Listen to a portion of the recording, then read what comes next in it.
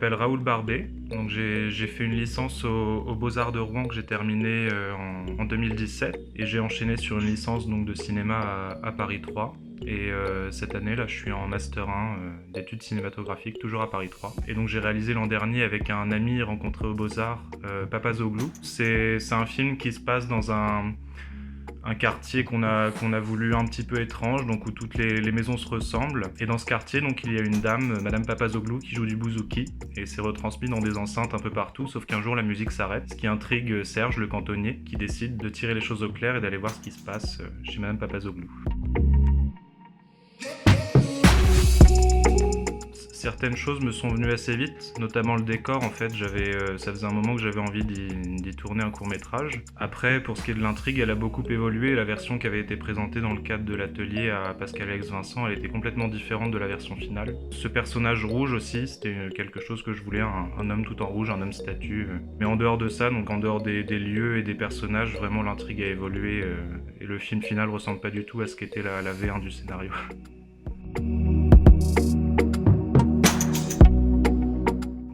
Bonne question. J'en suis assez content en fait du court-métrage. Je sais pas s'il y a quelque chose que j'aimerais changer.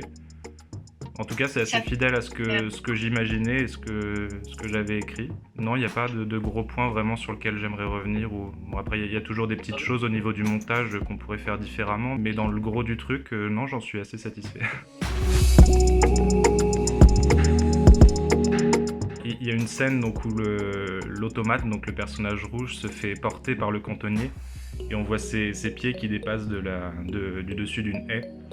Et donc pour cette scène, on n'a pas du tout porté le comédien qui jouait l'automate. En fait, c'est le comédien qui joue le cantonnier qui avait enfilé le pantalon et les chaussures sur ses bras et qui se contente de marcher avec les bras levés, avec des chaussures sur les mains.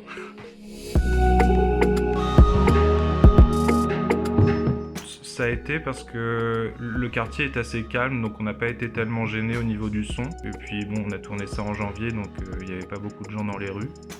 Donc non, il n'y a pas eu tellement de grosses difficultés. Je dirais que la plus grosse difficulté, ça a été d'avoir le bonhomme rouge vraiment convaincant. Il a fallu vider pas mal de pots de peinture et de bombes. Oui, enfin, j'ai eu une aide extérieure à la fac, notamment pour le son. C'est un ami qui est ingénieur du son à côté qui est venu nous donner un gros coup de main pour le son. En plus du thème, donc moi j'étais dans l'atelier de Pascal-Alex Vincent, donc où il nous imposait un morceau à placer dans le film. Moi et l'ami avec qui j'ai co-réalisé, on a choisi le morceau de Mylène Farmer, Désenchanté. C'est ça qui nous a guidés en fait dans l'écriture, à la fois pour trouver les personnages et puis l'intrigue en elle-même, de créer un décalage en fait avec les paroles de la chanson et qu'il n'y ait absolument rien d'enchanté ou d'enchantant dans l'univers qu'on a essayé de retranscrire. Oui, le motif des hommes statues qui bougent quand on met une pièce dans la rue, ça c'est un truc qui m'a toujours fasciné un peu. J'avais vraiment envie qu'il y ait un personnage comme ça dans le film. Après, d'un point de vue influence artistique, oui, j'ai pensé pas mal à Édouard aux Mains d'Argent en écrivant le film, pour cette ambiance de quartier résidentiel tellement parfait qu'il en devient à l'opposé d'accueillant, quoi. Enfin, je dirais écriture, préparation et réécriture. Un bon souvenir.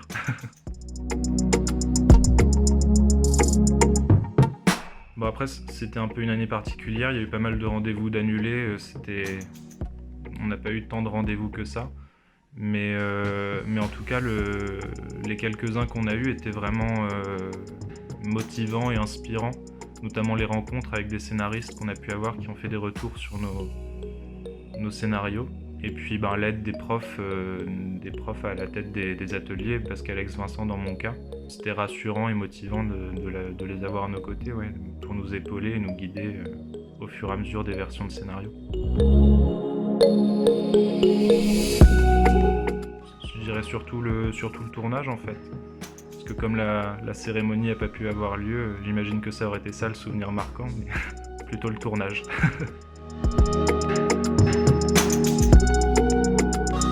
Que le scénario là que je suis en train d'écrire et que le tournage que je vais bientôt commencer à préparer se passe bien et que les différents reconfinements qui nous attendent peut-être ne lui en fassent pas trop pâtir au film.